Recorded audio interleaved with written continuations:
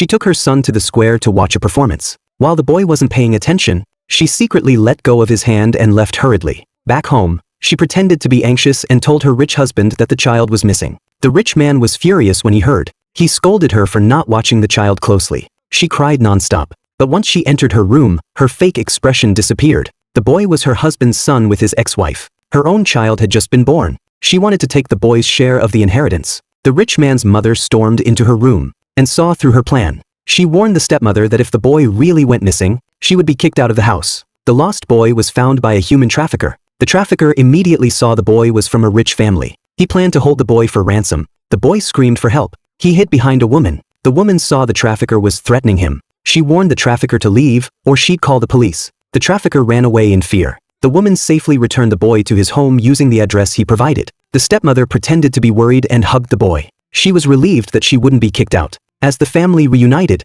the woman quietly left. The rich man's mother noticed her. She called out to the woman outside and asked her name. When she heard the name, she froze. It turned out she was the boy's biological mother. 5 years ago, she had a difficult pregnancy and needed to be rushed to the hospital. The old woman had helped her get into the car just in time. Luckily, the child was saved. She overheard their conversation and found out the woman had been unmarried and pregnant. She had no way to raise the child, so the old woman offered to take care of him. The old woman raised the child as her own, but they couldn't recognize each other. Looking at her son in front of her, the woman left, holding back her pain. The next day, the rich man bought her a car as a thank you gift. But before they could talk, he received a call from the company and had to leave. He asked the woman to look after his son. After he left, she asked the boy how he got hurt. The boy said the stepmother had pushed him. The woman was furious. She crushed a glass in her hand, swearing to make the stepmother pay. The boy had been mistreated by the stepmother for a long time. The old woman wanted to return him to his real mother. She had also been an unmarried mother. Her father had forced her to give up the child,